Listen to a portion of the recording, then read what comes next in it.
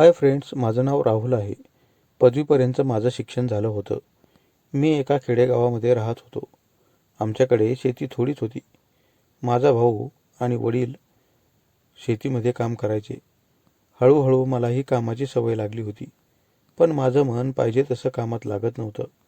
शिवाय माझं लग्नाचं वय झाल्यामुळे माझे वडील मला म्हणायचे, राहुल, तू काहीतरी काम कर, तरच तुला सोयरीक येईल.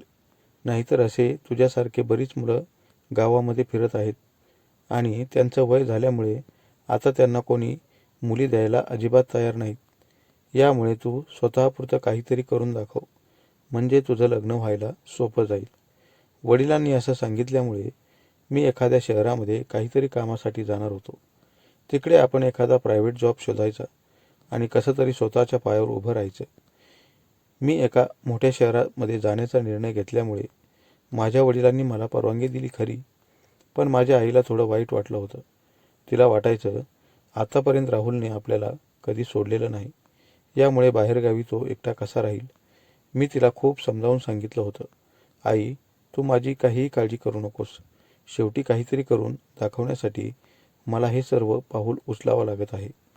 मी असं बोलल्यावर ती थोडी शांत झाली होती. पुढे 2-3 दिवसात मी एका शहरामध्ये जॉब करण्यासाठी आलो होतो. मला कम्प्युटरचे चांगलं ज्ञान असल्यामुळे एका ऑफिसमध्ये मला काम मिळालं होतं. काही दिवस मी ऑफिसमध्ये दिवस काढले, पण दिवस रात्र तिथेच राहणं हे मला योग्य वाटत नव्हतं. एखाद्या मोठ्या ऑफिसात दिवसभर काही वाटत नव्हतं. एवढ्या मोठ्या ऑफिसमध्ये दिवसभर काही वाटत नव्हतं. पण संध्याकाळ झाली की मला तिथे खूप बोर व्हायचं. अखेर ऑफिसच्या मालकाला मी माझ्यासाठी रूम पाहायला सांगितली होती. तेव्हा ते मला म्हणाले, माझ्या शेजारीच एक रूम आहे, तुला ती पुष्कळ होईल. पण त्या घराचे मालक शेजारीच राहतात. ते दोघे नवरा बायको असल्यामुळे तुला त्यांचं काही ताण राहणार नाही. ऑफिसच्या मालकाने असं सांगितल्यावर मी दुसऱ्याच दिवशी ती रूम पाहण्यासाठी आलो होतो. तेव्हा त्या रूमचे मालक आणि मालकीण दोघेही बाहेर आले आणि मला म्हणाले, एकटाच आहेस का? तुझी बायको कुठे आहे? मी म्हणालो, माझं लग्नच झालं नाही तर बायको आणू कुठून? माझ्या अशा बोलण्यावर मालक थोडे हसले, पण मालकिणीला खूपच आनंद झाला होता. तिला वाटायचं, आता आपलं बरंच वय झालं आहे आणि आपल्याला आधारासाठी हा तरुण मुलगा जवळ आला आहे. शेवटी भाड्याचा विषय झाल्यावर मला ते परवडणारे होते. यामुळे त्या संध्याकाळी मी त्या छोट्या रूममध्ये राहायला आलो होतो. ती रूम खूप दिवस बंद असल्याने ती मला साफ करून घ्यावी लागली होती. मालकाचे घर माझ्या खोलीला अगदी चिटकूनच होते. जुन्या पद्धतीचे ते घर होते. त्या घराला मोठ्या लाकडी खिडक्या होत्या. त्यामुळे मला त्यांच्या घरात काय चाललंय हे सारं दिसत होतं. मी दिवसभर ऑफिसमध्ये जायचो आणि संध्याकाळी घरी यायचो. माझे रूम मालक पैशाने खूप श्रीमंत होते, पण खर्च करायला खूप कंजूस होते. म्हणून त्यांनी आतापर्यंत जुन्याच पद्धतीचे घर ठेवलं होतं. माझ्या दृष्टीने ते खूप बरं होतं, कारण तिथे मला अजिबात गरम होत नव्हतं. रूम मालक व्यापारी असल्यामुळे ते दिवसभर बाहेर असायचे. मालकीण मात्र दिवसभर घरी असायची. या वयातही ती खूप हायफाय राहत होती.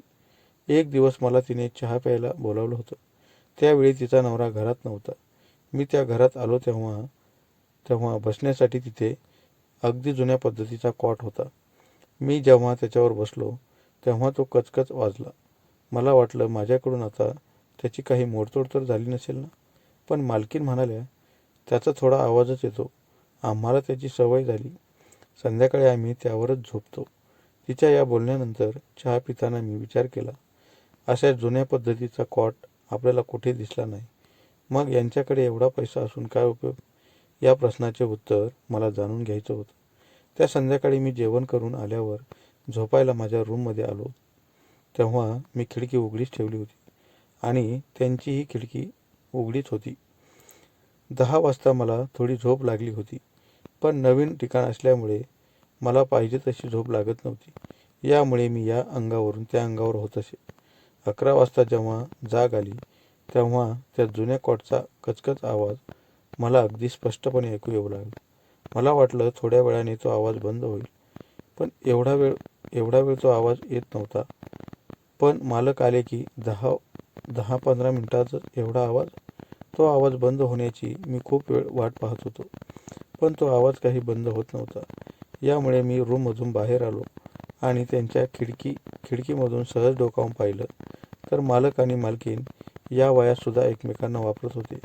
ते आतील दृश्य पाहून मी पटकन माझ्या रूमकडे आलो. दरवाजा लावला आणि खिडकीही जाम लावली होती. तरीसुद्धा त्या कॉटचा आवाज येतच होता. त्या दिवशी मला पहाटे पहाटे झोप लागली होती. ड्युटीला जायचं असल्याने मी सकाळी तयारी केली आणि माझ्या ऑफिसमध्ये आलो. त्या दिवशी कोणतंही काम करताना त्या दोघांचं पाहिलेला प्रसंग मला अगदी स्पष्टपणे डोळ्यासमोर उभा राहायचा. सायंकाळी मी घरी आलो तेव्हा मला पुन्हा त्या रात्रीच्या आवाजाची चिंता पडली होती. दुसऱ्या दिवशी मला वाटलं आवाज येणार नाही, पण 10 वाजले की मालक आले.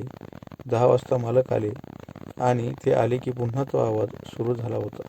पुन्हा दुसऱ्या दिवशी खिडकीतून डोकावून पाहिलं तर कालच्याप्रमाणे ते दोघे आजही. त्यांचं हे सततचं काम पाहून मला वाटलं या वयात ते एवढा वेळ तर तरुणपणात कसं वागत असतील, अशी फक्त मी कल्पनाच करायचो. त्यांचं पाहून मलाही वाटायचं आपलंही लग्न लवकरात लवकर व्हावं, म्हणजे त्यांच्यासारखं राहता येईल. शेवटी खूप दिवसानंतर मला त्या कॉटच्या आवाजाची सवय झाली होती. त्यामुळे संगीत ऐकल्याप्रमाणे मी तो आवाज ऐकायचो आणि फक्त कल्पना करून तसाच झोपी जायचो.